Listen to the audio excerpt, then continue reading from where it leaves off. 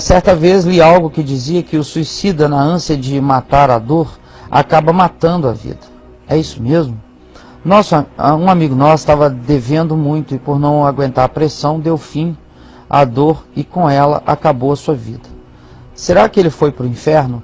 Essa dúvida me persegue até hoje. Muito obrigado pelo programa e que muito tem nos ajudado. Tem um outro aqui que fala assim: em que se baseiam os evangelhos para dizer que todo suicida vai para o inferno, Caio? Acho interessante também pensarmos quando o suicídio é resultado de uma tentativa de salvar outras pessoas. Seria então um sacrifício para salvar outros, cara? Para aí. Bom, se é a mesma pessoa? Não, são três perguntas diferentes, tá? No primeiro caso do amigo, ele leu em algum lugar que na ânsia de tirar a dor, o indivíduo tira a vida. No caso do suicídio. E aí aplicou a um amigo dele que em desespero suicidou-se.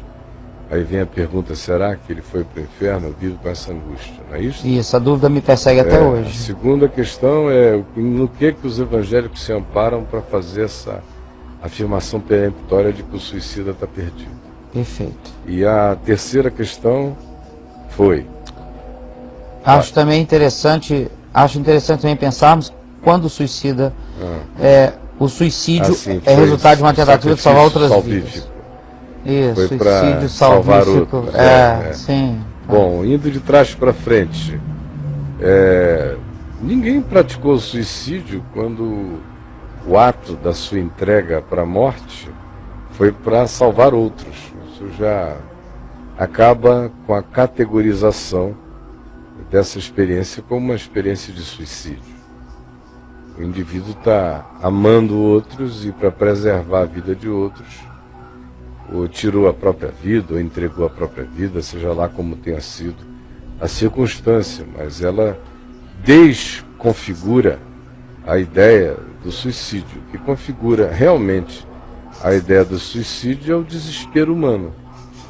É a angústia humana, na solidão humana, que toma essa decisão em relação a não suportando mais a dor de ser, a dor de existir, a angústia do viver, o indivíduo decide tirar a própria vida. Isso é o que caracteriza, não importando quais sejam as causas. Tanto no judaísmo, quanto em vários outros grupos de expressão religiosa não cristã do mundo, na maioria dos casos, o suicídio é interpretado como um estar fora de si.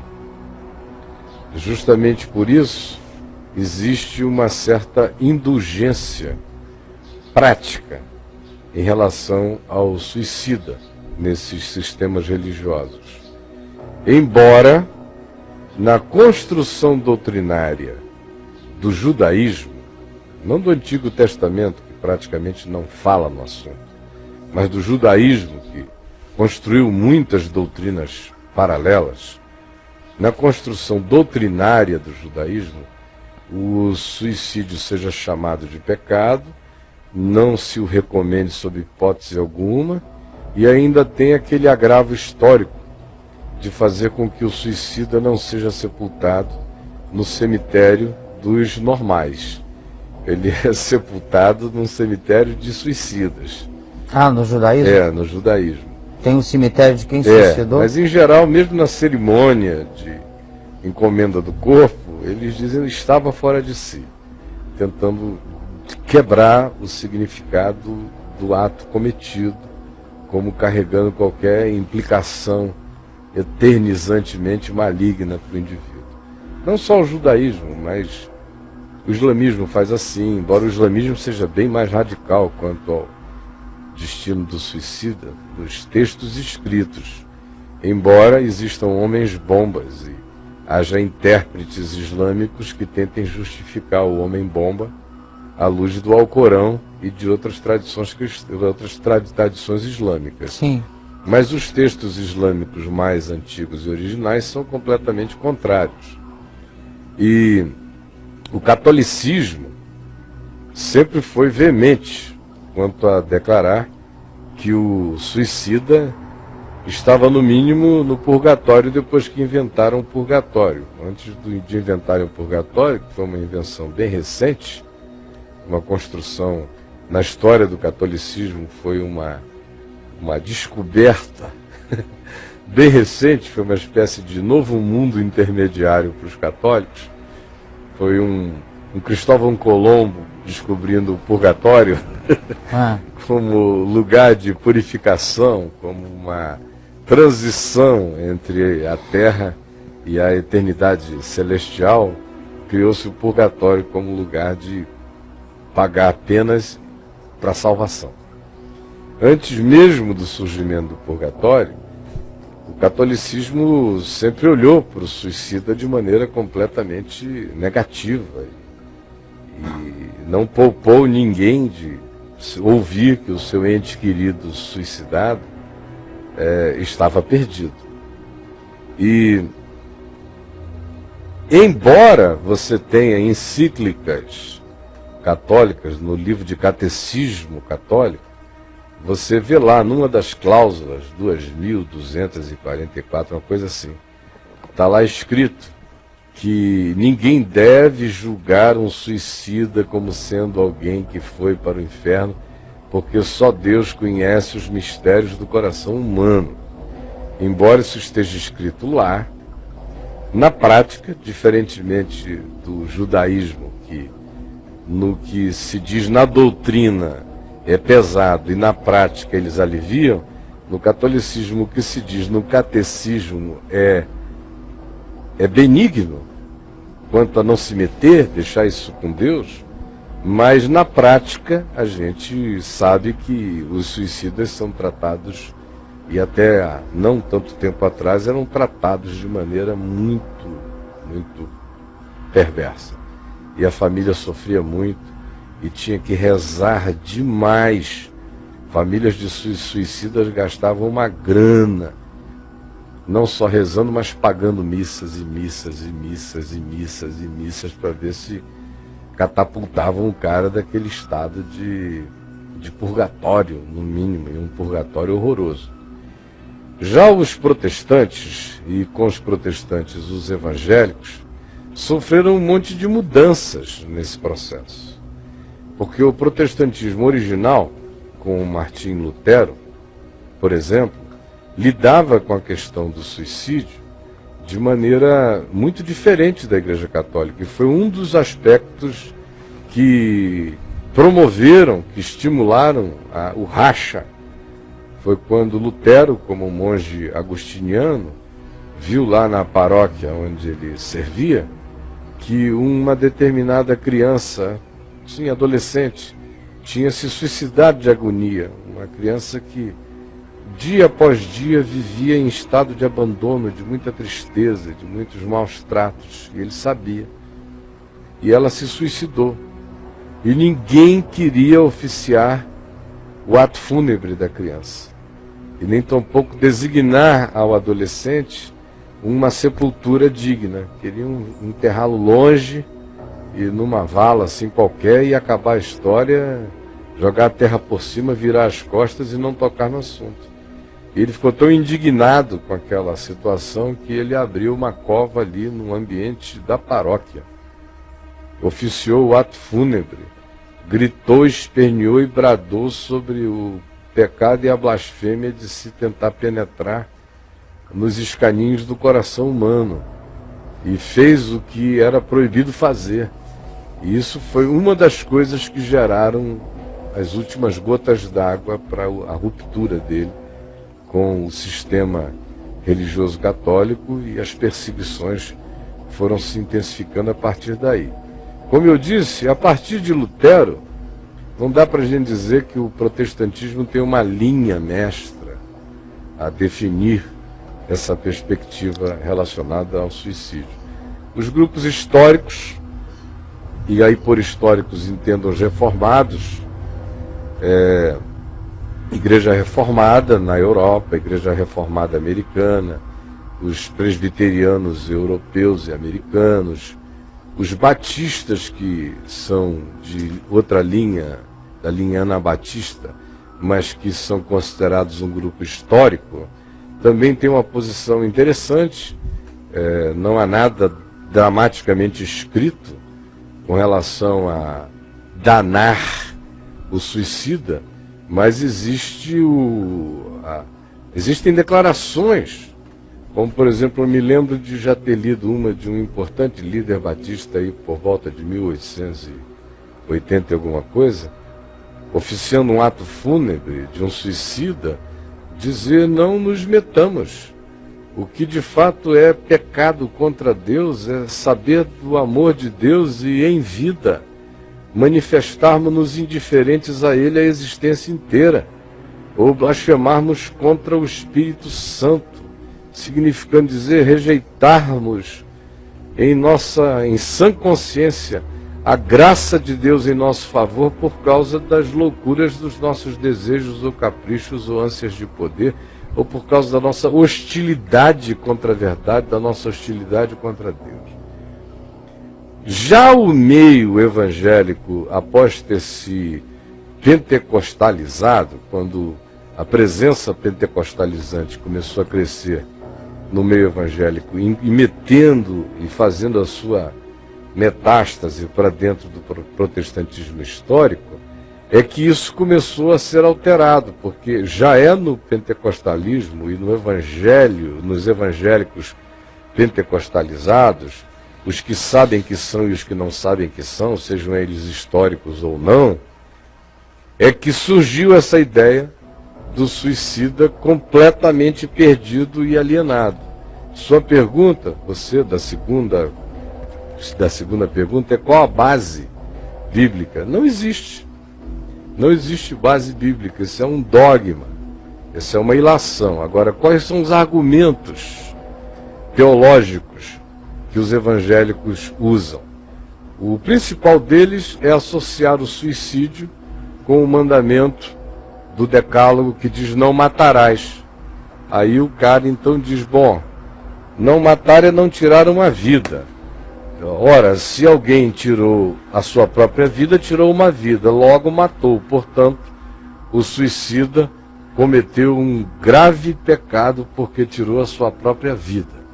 Essa é a ilação, essa é a base bíblica.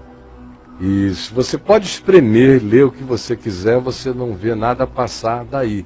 Aí vem todas as outras coisas sobre o valor da vida, sobre a ingratidão radical do suicida, sobre o desvalor que tal atitude imputa à existência.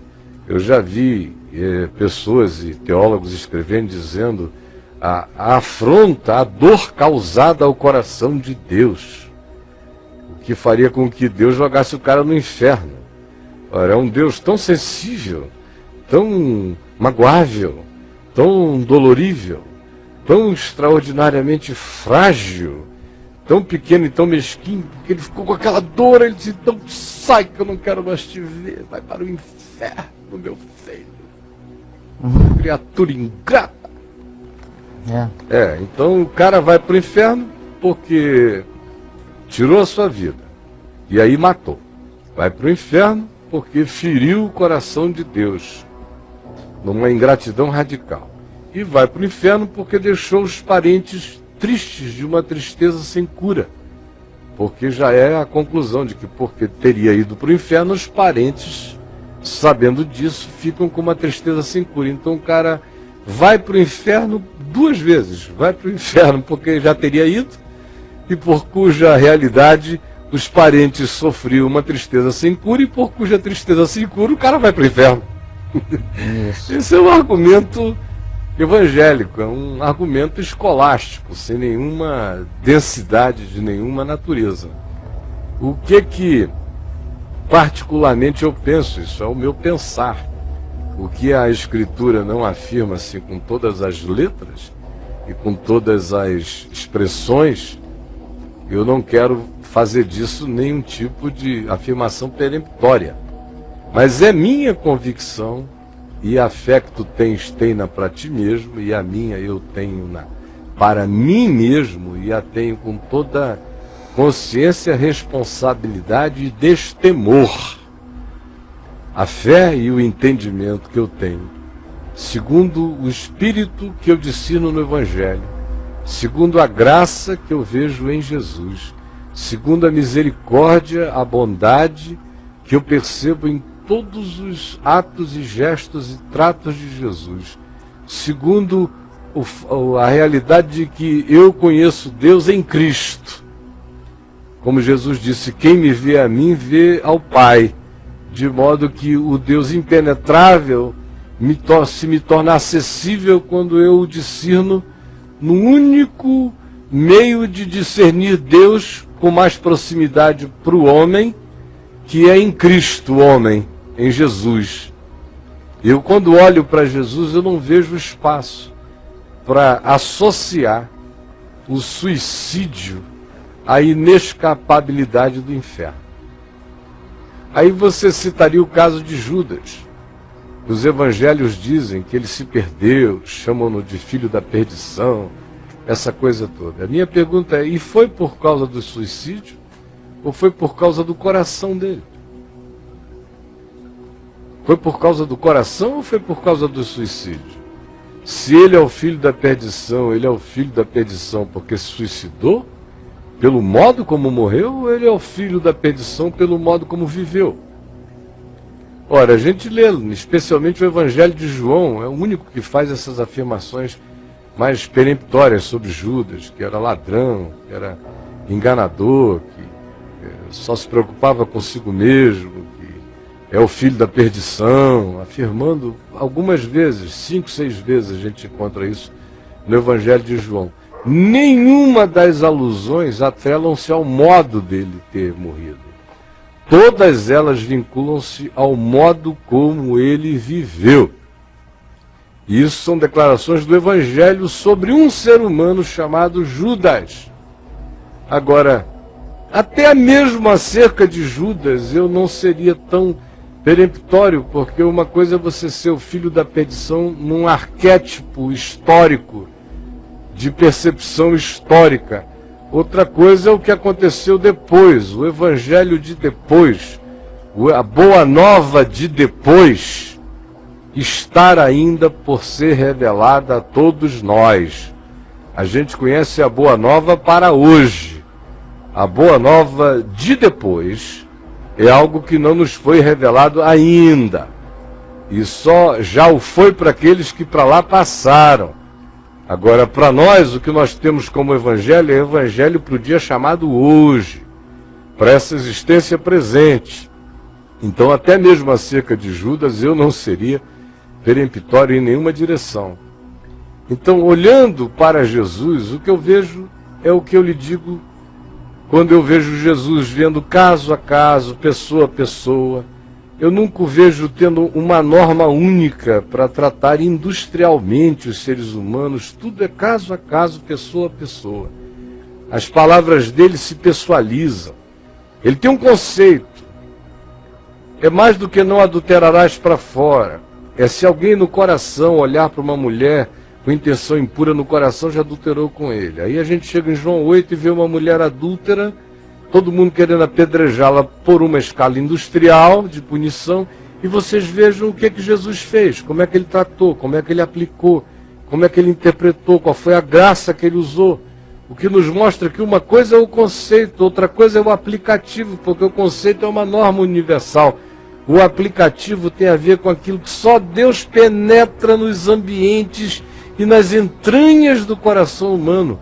Eu vivo pela norma universal, mas eu sei que eu estou sendo discernido e percebido para o bem e pelo mal, pelas realidades íntimas do meu coração, que algumas delas estão para além da minha própria percepção.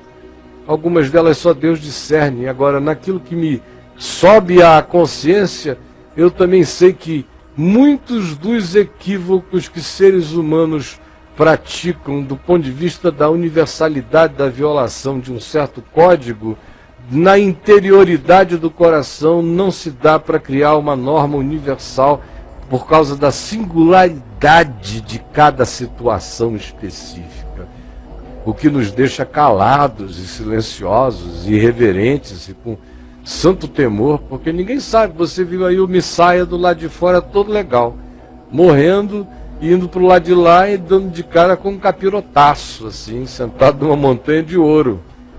Então, não julgueis segundo a aparência, mas segundo a reta justiça, é o que Jesus nos diz. E quando se trata de algo em relação a que eu não tenho nem possibilidade de meter a cara para dentro, eu tenho mais é que ficar em temor e tremor e santa reverência, e nunca atribuir a ninguém como destino o inferno, porque esse não é o nosso departamento, não é da nossa alçada, não está no nosso poder sob hipótese alguma. E para concluir, eu quero dizer o seguinte: pessoas se suicidam também por causas diferentes. Aqui o primeiro amigo mencionou o caso de um companheiro dele que, por causa de uma falência, de dívidas, entrou num desespero tão grande que se matou. E a gente conhece centenas e milhares de casos desse tipo. O cara olha e diz: eu não tenho como bancar minha família, não tenho como me apresentar à minha família, eu não tenho como aguentar esse peso. É um peso desesperador, especialmente quando a pessoa tem muito pouca esperança para além da linha do tempo. Agora, e essa é uma das causas mais comuns, é esse tipo de desespero aqui levantado pelo nosso companheiro. Uma segunda causa tem a ver com angústias de natureza psicológica.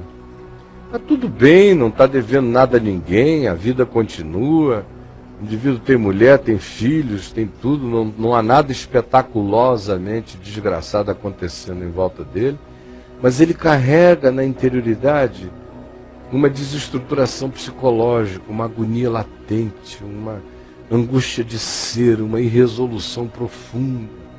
E tem gente que não suporta e dá cabo da vida.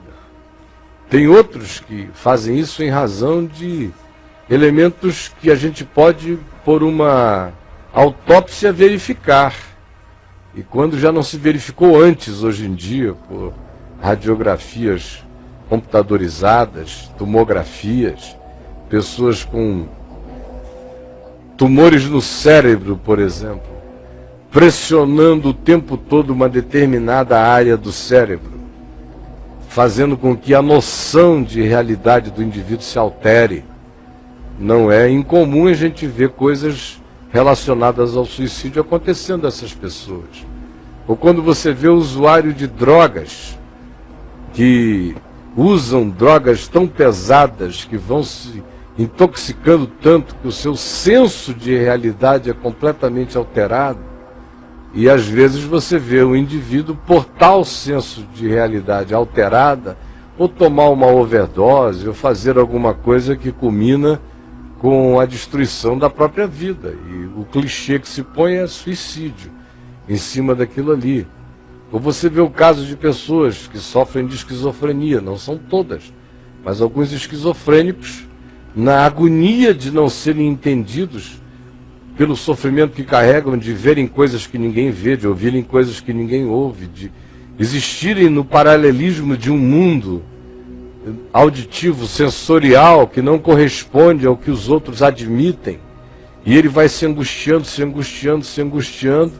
Não raramente a gente vê esquizofrênicos tomando essa medida final contra a própria vida e se matando.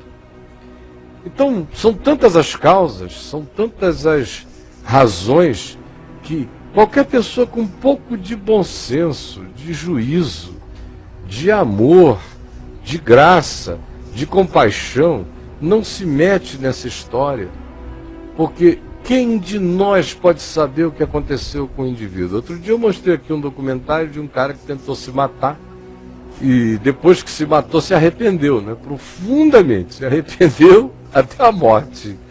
E diz: ai meu Deus, o que é que eu fiz? Tem misericórdia de mim, morto, coração parado, cérebro parado, tudo parado, e o cara sai do corpo e diz: não, por que eu fiz essa loucura? Tem uns 2 meses eu mostrei esse documentário aqui. E aí a misericórdia de Deus permite a ele voltar. Ele contou aqui para nós essa história, como eu já ouvi de outros, não em documentários, atendendo gente que diz: olha, eu tentei me matar, mas a experiência que eu tive de lucidez antes de conseguirem me fazer escapar e me trazer de volta foi tão profunda que eu sei que a continuidade daquilo, se tivesse continuado, não me levaria para nenhum abismo, mas para a graça de Deus, porque a luz do arrependimento que me veio e da súplica ao Pai foi tão forte que eu sei que o meu caminho seria outro. Agora, com isto, gente, não tem ninguém estimulando ninguém aqui a se matar nem a se suicidar. A gente tem que se agarrar à esperança de viver com todas as forças. Lembrando de gente importante e séria como Paulo, importante na perspectiva do conhecimento de Deus, do discernimento espiritual do significado da vida. Mas ele diz aqui em 2 Coríntios, no capítulo 1, um texto que eu acho que deve ser ouvido por nós com toda consideração, como todos os demais. Mas no dia de hoje, preste atenção neste texto, onde ele diz, 2 Coríntios, capítulo 1, verso 8, não queremos, irmãos, que ignoreis a natureza da tribulação que nos sobreveio na Ásia, provavelmente em Éfeso, porquanto foi uma tribulação de natureza tal que se tornou algo que ficou acima das nossas forças, o podermos suportá-la, a ponto de desesperarmos até da própria vida. O que Paulo está dizendo aqui? Senão que ele sofreu uma tribulação tão angustiosa na Ásia, em Éfeso, onde a gente lê aqui em 1 Coríntios 15, 32, uma afirmação dele muito sutil e interessante, porque não há narrativas históricas para corroborarem ou ampliarem, não se trata nem de corroborar, de ampliar essa afirmação dele. Histórico isso aqui foi. Ele diz em 1 Coríntios 15, 32, se como homem lutei em Éfeso com feras, que me aproveita isso? Se os mortos não ressuscitam, comamos e bebamos, que amanhã morreremos. Então ele teve uma experiência que não está narrada em lugar nenhum, nem por ele próprio, exceto nessa questão retórica que ele aqui levanta, afirmando um fato histórico que com ele se tinha dado, dizendo que em Éfeso ele tinha sido exposto aos leões, às feras. E eu tenho, assim, uma intuição de que aquilo a que ele faz referência em 2 Coríntios, no capítulo 1, no verso 8, provavelmente seja essa natureza de tribulação, de ficar ali sendo acossado por feras famintas. E ele diz, foi algo acima das nossas forças, aquele modo de morrer era uma coisa horrorosa, a ponto de que, se eu pudesse, eu teria tirado a própria vida para não me submeter àquele modo de morrer. É quando o modo da morte é tão violentamente desgraçado, que se o indivíduo tivesse um modo de tirar a vida menos desgraçado do que aquele modo de morrer que está posto diante dele, ele o faria. O que nos coloca numa relatividade total dessa questão do que significa tirar a vida. Porque, na realidade, nós estamos lidando com as angústias do existir, como disse Søren Kierkegaard. Quando na vida a pior coisa que um ser humano conhece é a morte, ele quer viver, quer viver, quer viver. Mas quando de repente, na existência desse indivíduo, a pior coisa que ele passa a conhecer é a experiência de estar vivo, por qualquer das razões aqui já por mim aventadas e 1 milhão de outras que não foram e nem serão, quando na existência a pior coisa que ele então passa a conhecer é estar vivo, diz Søren Kierkegaard, nesse dia ele quer morrer. porque ele encontrou algo muito pior do que o que ele pensava que fosse a morte, ainda que a morte não mate ninguém, mas isso, creio eu, isso cria Paulo, isso cria aquele que crê em Jesus, isso cria aquele que já meteu a língua na eternidade, tomou posse pela fé de todo o bem, de toda a glória que nos está reservada em Cristo Jesus. Mas o indivíduo sem essa consciência, sem essa esperança, tem na morte o referencial final de desespero e de desgraça, e de cessação da existência, até o dia em que ele já não se agarra mais à vida, porque na existência ele conheceu algo pior do que o que ele concebe como sendo cessar de existir e de viver pela chegada da morte.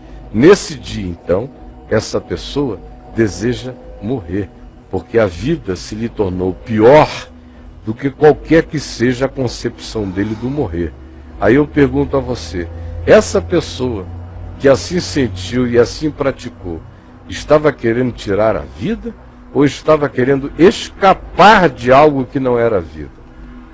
Escapar de uma existência já carregada de angústia, de desespero, de não solução, de aflição, de desesperança. Ele estava pulando para a morte ou apenas querendo escapar de algo que era para ele inconcebivelmente insuportável, como disse Paulo, acima das próprias forças, a ponto de desesperarmos da própria vida? E a resposta para mim é óbvia. A maioria dos suicidas não está querendo morrer. A maioria dos suicídios não está mais aguentando viver e existir uma existência que de vida não tem nada.